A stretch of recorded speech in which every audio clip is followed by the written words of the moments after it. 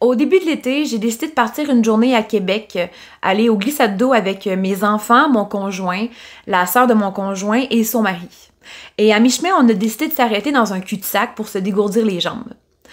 Et en sortant de la voiture, ma fille part à la course et se rend tout près du grillage. Et elle me crie « Maman, c'est quoi ça? » Et au moment où je me vire de bord et que je la regarde, je vois que sur les grillages, il y a beaucoup de peluches. Et là, je lui explique que souvent, c'est mis à disposition pour ne pas oublier la disparition d'un enfant ou encore sa mort tragique.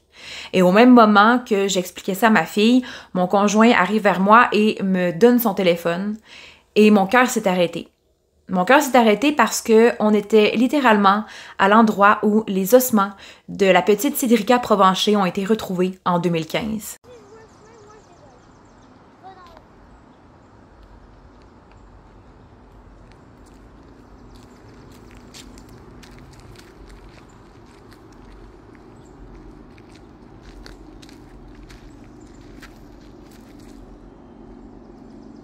Mais lui... Oh, il y a un squishy qui s'appelle comment? Maman, va pas trop loin. Oh, j'ai plein de choses à faire. Et là, je me suis mise à regarder mes enfants. Je regarde ma fille et je regarde mon fils. Et je leur explique qui est Cédrica Provencher. Je leur explique que lorsque j'avais 13 ans, tout le Québec a été mis au courant de sa disparition. Tout le monde la cherchait. Cédrica Provencher est un nom qu'on n'oubliera jamais. Cédrica Provencher était une petite fille bien ordinaire, qui avait 9 ans et qui habitait Trois-Rivières, et dont son destin a été scellé le jour du 31 juillet 2007, alors que, comme tous les enfants normaux, elle jouait au parc. Et j'ai regardé mon fils et mon cœur s'est de nouveau arrêté, parce que on se trouvait littéralement à l'endroit où les ossements de la petite fille ont été retrouvés, alors que mon fils a littéralement le même âge que elle avait au moment de sa disparition. Alors, j'ai décidé donc de vous en faire une vidéo aujourd'hui, un sujet que j'avais jamais abordé. Les sujets québécois, ils sont rarement abordés sur ma chaîne et c'est pas pour leur enlever leur nom, c'est pas pour ne pas parler de notre histoire, même si elle est criminelle. Peur de mal expliquer une situation ou le déroulé d'une enquête et que les proches puissent tomber sur cette vidéo. Mais dans le cas de Cédrica Provencher, j'ai décidé d'en parler aujourd'hui sur ma chaîne parce que je pense que c'est important. Nous, en tant que Québécois, on n'oubliera jamais son nom. Mais je pense que son nom et son visage, mais également son histoire, est importante de la raconter pour tous les peuples qui écouteront cette vidéo. Alors sans plus tarder, je laisse le temps de vous installer bien confortablement, doudou sur les genoux, pour être confortable et ne pas mettre la vidéo sur pause. Et lorsque vous êtes prêts, on est parti dans l'histoire de Cédrica Provencher.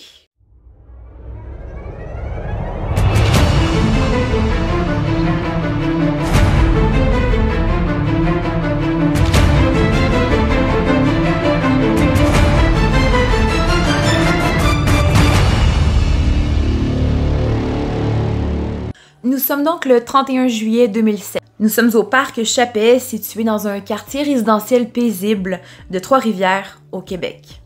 Trois-Rivières est l'une des plus anciennes villes, fondée en 1634 et normalement assez calme, où il y a énormément de tourisme l'été, chaque année. Dans cette grande ville, il y a une toute petite fille. Une petite fille de 9 ans qui s'appelle Cédrica Provencher et qui y habite avec sa sœur Mélissa, sa mère Karine Fortier et son père Martin Provencher. Au moment des faits, Martin et Karine sont déjà séparés depuis quelques années. Cédrica Provencher est connue dans le quartier. Elle est notamment connue pour ses taches de rousseur, son grand sourire, son esprit espiègle, son esprit sportif, mais également pour sa longue et grosse crinière frisée. Ce soir-là, le 31 juillet 2007, après le souper, Cédrica décide d'enfourcher son vélo et de partir au parc Chapet. Il est autour de 18h, 18h15. On sait que Cédrica doit rentrer à maximum 20h45. Et pourtant, ce soir-là, à 21h, Karine Fortier appellera le 911 pour signaler la disparition de sa fille Cédrica Provencher. En effet, à 20h45, voyant que Cédrica n'était toujours pas entrée, Karine, Mélissa et le petit frère de Cédrica, qui a à peine 1 an au moment des faits, sortent de leur maison et décident de parcourir les rues du quartier résidentiel à la recherche de Cédrica. Karine va frapper à toutes les portes. Elle va également frapper aux portes des amis de Cédrica, mais personne ne l'a vue cette soirée-là. Elle se rend au parc Chappet, mais ne la voit pas. Et donc, un peu après 21h, Karine va appeler la police et une enquête va immédiatement commencer. Cette soirée-là et cette nuit-là, les policiers vont chercher Cédrica dans tous les lieux qu'on peut pas imaginer. Ils vont chercher dans les cours arrière, les cours des édifices commerciaux, dans tous les parcs, dans les rues, dans les ruelles. Et au fur et à mesure des recherches, il y a même des hélicoptères et des bateaux qui vont se joindre aux battus. Dès le lendemain de la disparition de Cédrica Provencher, soit le 1er août 2007, le vélo de Cédrica va être retrouvé à côté sur une borne fontaine sur la rue Dubé. Et pourtant, au cours de l'enquête, on va savoir que des jeunes, la soirée du 31 juillet, ont trouvé le vélo de Cédrica sur la rue Chabanel et Chappet vers 20h30. Ils ont donc décidé de voler le vélo, de s'amuser avec et l'ont finalement déposé sur la rue Dubé. Dès le 13 août 2007, plus d'une soixantaine d'enquêteurs sont mis sur l'affaire et près de 200 bénévoles cherchent la fillette dans tous les coins et recoins de Trois-Rivières. Une récompense est donc alors offerte de 80 000 $ pour toute information pouvant permettre de retrouver la petite fille de 9 ans. Il n'y a pas beaucoup d'informations concernant les recherches sur Cédrica Provencher. Est-ce que les policiers ont trouvé des preuves, des suspects, un véhicule peut-être? On ne sait pas jusqu'au 6 septembre 2007 où l'enquêteur Martin Prudhomme va faire une conférence de presse pour donner le développement de l'enquête. Et donc, un appel à témoins est lancé par la SQ, par Martin Prudhomme. Il va mentionner que la SQ est désormais à la recherche d'un véhicule Acura rouge TSX 2004, 4 portes, intérieur de couleur beige, sans vitres teintées, sans aileron, avec poignée chromée. La SQ recherche également son conducteur, qui est un homme blanc, âgé de 30 à 40 ans, cheveux châtains, parlant le français, de stature moyenne. Au moment de la disparition de Cédrica Provencher, cet homme portait des sandales, un bermuda, une chemise ou un chandail à manches courtes style golf. Et comment on sait tout ça? Ben, la SQ va continuer dans cette conférence de presse. Ils vont donc nous expliquer le déroulé de la soirée du 31 juillet 2007 selon les témoins oculaires qui ont vu par-ci et par-là des scènes assez étranges où on note la présence de Cédrica Provencher et d'un homme extrêmement suspect. On sait que de 18h, 18h15, Cédrica Provencher va sortir de sa maison pour se rendre à vélo au parc Chappet.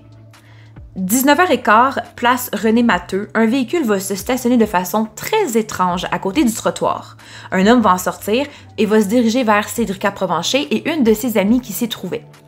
Cet homme va demander à Cédrica et son ami de chercher un chien noir et blanc, celui qu'une dame aurait perdu. Selon le témoignage de cette fillette qui se trouvait avec Cédrica Provencher, ça faisait déjà plusieurs jours que cet homme venait au parc et demandait aux enfants de chercher un chien.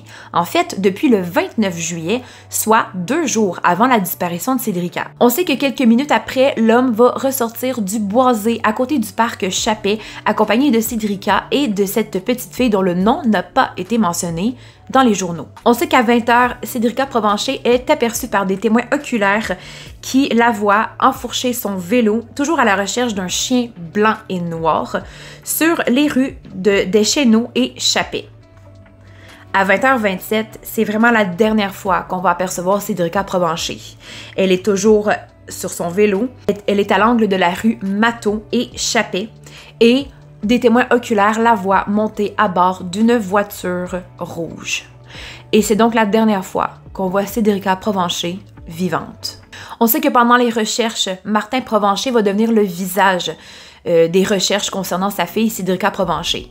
Karine Fortier trouve ça un peu trop difficile pour elle, ce qui est tout à fait compréhensible. Et c'est donc Martin qui va extrêmement parler aux journalistes et va faire des conférences et des entrevues.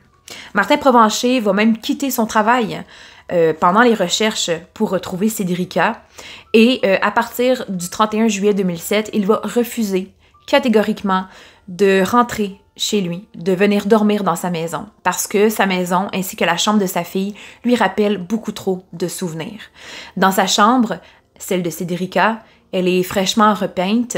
Il y a des meubles qui sont encore dans les cartons qui devaient être installés dans les jours précédents. Et pourtant, cette chambre sera vide et la porte sera fermée à tout jamais. Le soir du 31 juillet 2007, il y a une voiture rouge qui a été vue à une station-service pas loin du parc Chappet et elle a été filmée par des caméras de surveillance. Et donc, les policiers avec la caméra de surveillance vont finir par comprendre que c'est une Acura rouge 4 portes TSX 2004. Et ils vont faire l'inventaire de tous les propriétaires de ce véhicule qui se situe au Québec. En tout, il y en a 258. À Trois-Rivières, il n'y en a que 6. Et tous les propriétaires de cette Acura-là vont être contactés et presque tous auront un alibi et presque tous vont collaborer avec la police. Tous, évidemment, sauf un. Et celui-là se trouve, lui aussi, au domicile à Trois-Rivières. Cet homme habite Trois-Rivières et c'est le propriétaire d'une Acura rouge 2004 TSX. Il travaille dans l'entreprise familiale Emballage BT Inc. et est son directeur général. Cet homme s'appelle Jonathan BT. On est donc le 7 septembre 2007 alors que la police reçoit plus de 700 types concernant la disparition de Cédrica Provencher. La même journée, il y a également un homme, donc Jonathan BT, qui se rend au service de la SQ et accepte que son véhicule soit fouillé et inspecté. Lorsque la SQ inspecte le véhicule, ils se rendent compte que celui-ci a été entièrement nettoyé de fond en comble. Jonathan va donc dire que oui, ça faisait 2 jours que sa voiture était au garage et que par la suite, il avait remisé cette voiture. Et que là, vu que la SQ recherchait l'Acura, il avait donc déremisé sa voiture et était donc venu pour que la SQ inspecte le véhicule. Et avant de faire la remise, il avait lavé sa voiture. C'est donc ce qui va vraiment venir expliquer pourquoi il ne collaborait pas avec la police. Donc les journées avant, lorsque la police l'appelait, voulait l'interroger, voulait faire passer le polygraphe. Et donc, l'émission JE va faire un reportage sur l'affaire de Cédrica Provencher ainsi que TVA Nouvelles.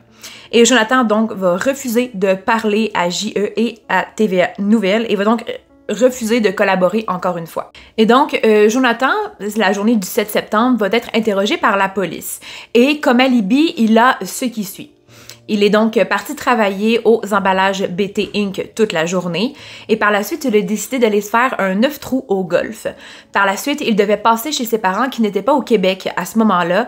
Donc, il passait pour arroser les plantes et nettoyer la piscine. Là, rendu chez ses parents, il a vu que sa tante était déjà là et donc il est reparti chez lui. Par contre, il n'y a personne qui peut témoigner de son alibi lorsqu'il est chez lui parce qu'il vit seul et n'a pas d'enfant. Et la tante va être interrogée à son tour et elle va mentionner que oui, en effet, la soirée du 31 juillet, elle était chez les parents, donc Huguette, la mère de Jonathan, et que par contre, elle n'a pas vu Jonathan sur le site de la maison.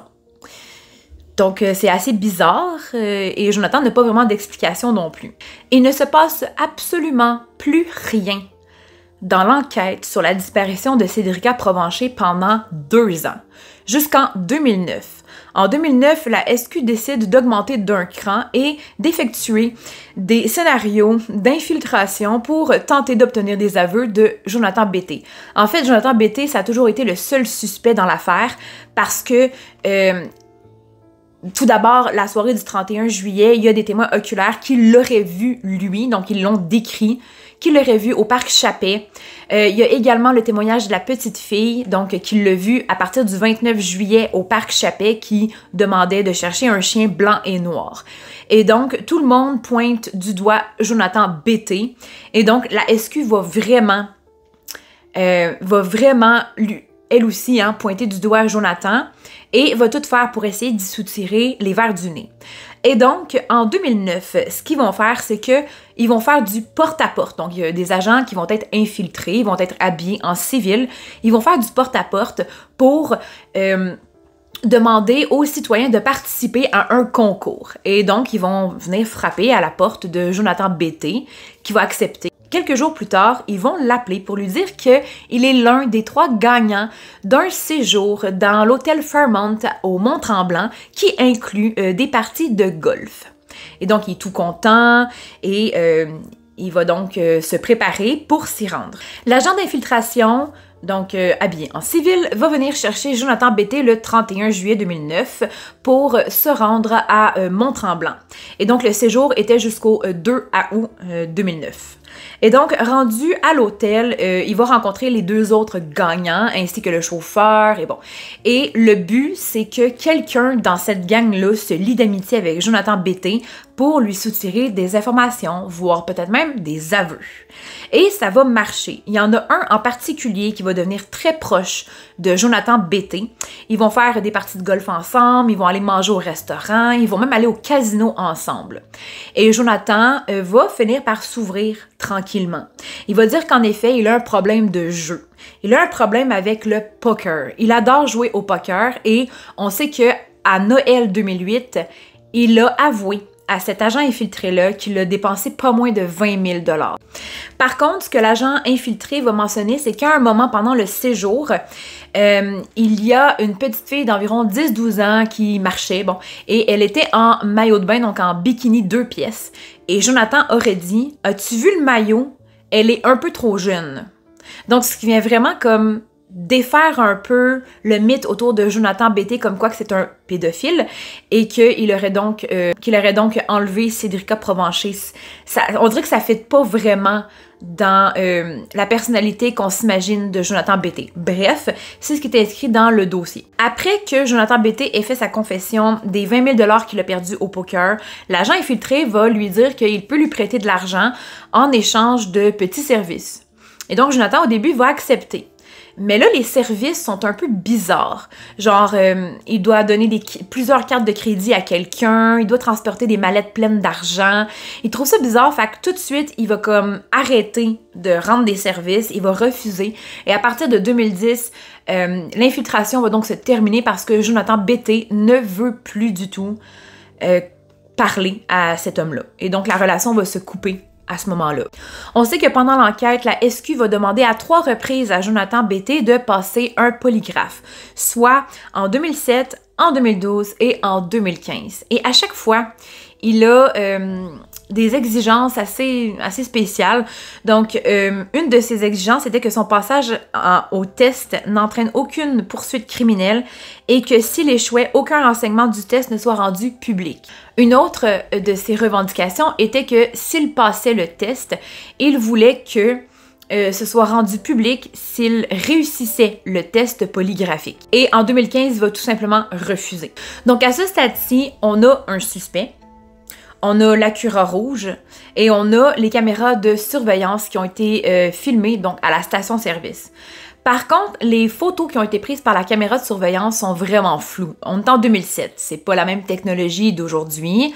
Et donc, les pixels, c'est pas vraiment top. Donc, on n'est pas capable d'identifier le conducteur et le passager de cette voiture-là.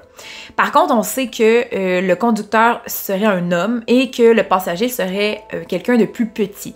Donc, peut-être même Cédrica, parce qu'il y a un témoin oculaire qui l'a vu entrer dans une voiture rouge Acura. Donc, ça viendrait corroborer un peu le fait que ce soit peut-être elle qui était dans la voiture à la station-service. Le 11 décembre 2015, Martin Lantier, Pascal Lantier et Sébastien Lupien, 3 chasseurs, font une macabre découverte. Ils vont découvrir dans un boisé près de Saint-Maurice, près de l'autoroute 40, un crâne. Et Martin va, au début, croire que c'est un crâne, donc une carcasse d'animal, et il va s'approcher de ce crâne et va le tasser avec son doigt. Et il va donc réaliser que c'est pas un crâne animal, mais un crâne humain. Ça prendra que quelques secondes pour que l'un d'entre eux contacte le 911 pour signaler leur trouvaille. Dès le lendemain, le 12 décembre 2015, on a l'affirmation que les restes des ossements sont bel et bien ceux de Cédrica Provencher.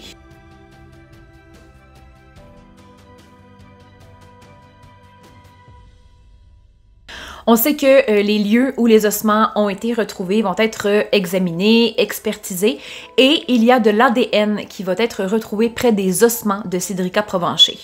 Mais cette information-là, on va la savoir seulement en 2024. Le 29 août 2016, l'entreprise familiale Emballage BT Inc. ainsi que le domicile de Jonathan BT vont être perquisitionnés avec un mandat de perquisition. Le 30 août 2016, Jonathan BT est arrêté à l'entreprise familiale où il travaille en tant que directeur général. Et on sait que par la suite, il devra démissionner de ses fonctions à cause de la mauvaise publicité publique que cette arrestation-là a fait. Et malheureusement, la même année, en 2016, l'entreprise Emballage BT Inc. devra fermer ses portes. Mais quelles sont les accusations contre Jonathan BT à ce stade-ci de l'enquête?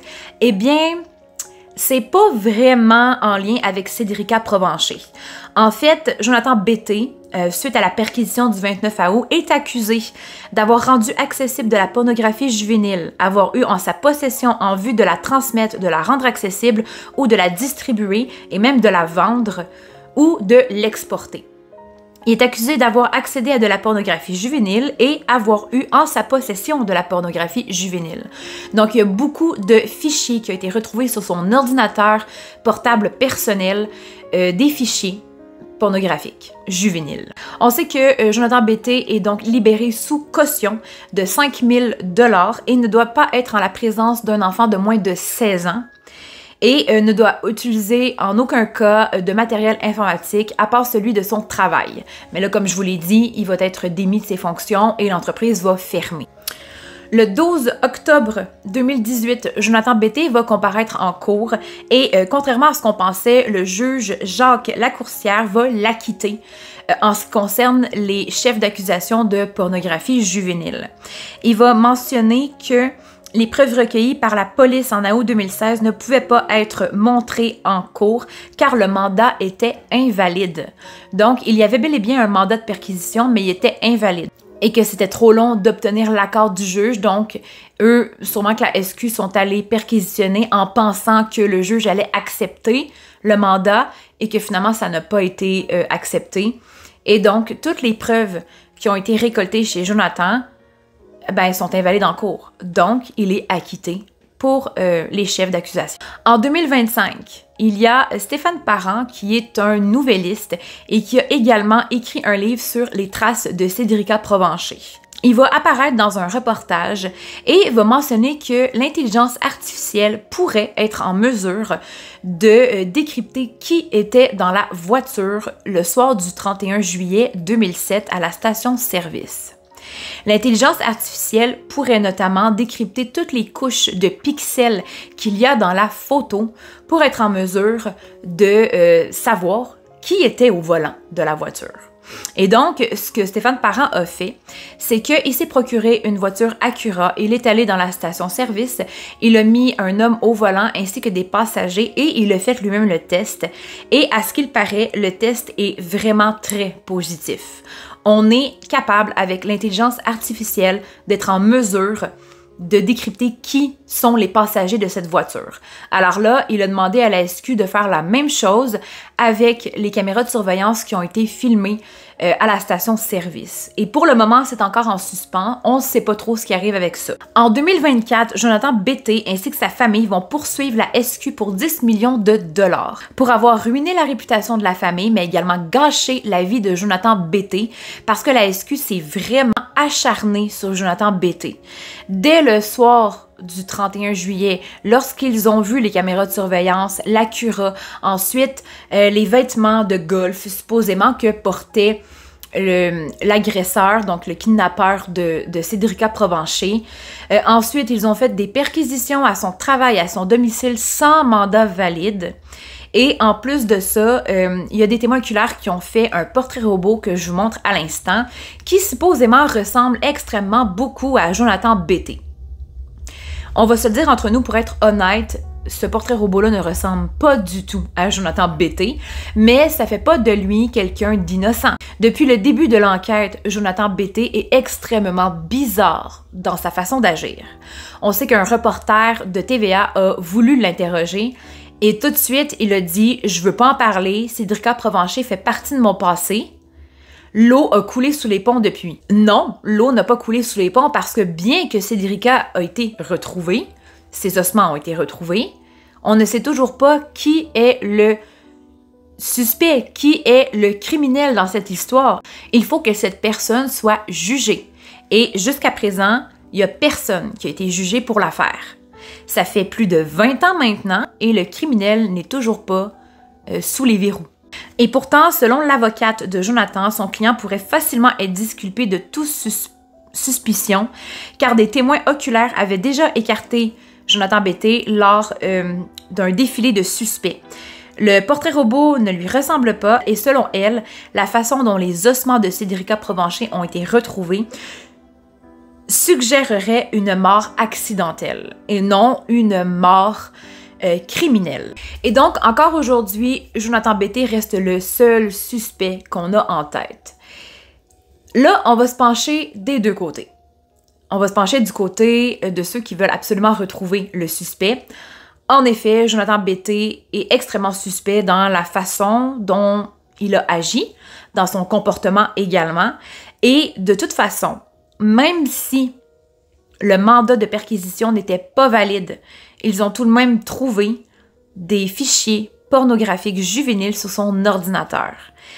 Ça veut pas dire que c'est lui qui a nécessairement kidnappé Cédrica Provencher, mais reste que dans ces fichiers-là, ils ont trouvé des vidéos d'enfants qui étaient agressés sexuellement. Et donc, qu'est-ce que Jonathan Betté faisait lorsqu'il regardait ces vidéos-là, ces photos-là? On a la réponse. Et donc déjà, s'il a des tentatives pédophiles, ça veut dire que ça laisse quand même une porte d'ouverture au fait que c'est peut-être lui qui a bel et bien kidnappé Cédrica Provencher. Et donc, ça viendrait tout simplement dire qu'il l'a kidnappé pour des motifs sexuels. De l'autre côté, on n'a aucune preuve matérielle qui le relie à la disparition et au meurtre de Cédrica Provencher. Ce n'est que des témoins oculaires. Et les témoins oculaires, comme on le sait, on l'a vu dans beaucoup d'enquêtes, ils peuvent se tromper. Leur mémoire peuvent leur jouer des tours. Et ils peuvent décrire quelqu'un tous de façon différente. Et donc, ça rend le portrait robot différent de ce à quoi ressemble vraiment la personne. Et il n'a jamais avoué, il se dit innocent, et déjà, il y a beaucoup de choses de pas correctes qui ont été faites dans l'enquête. Donc, le mandat, ils auraient vraiment dû attendre d'avoir l'accord du juge et qu'il valide ce mandat-là. Et peut-être qu'on aurait été capable d'aller plus loin dans l'enquête. Alors que là, l'enquête pour pornographie juvénile a été arrêtée. Stop comme ça lorsque le juge l'a acquitté. Donc, sincèrement, j'espère un jour que cette affaire-là va vraiment être définitivement close.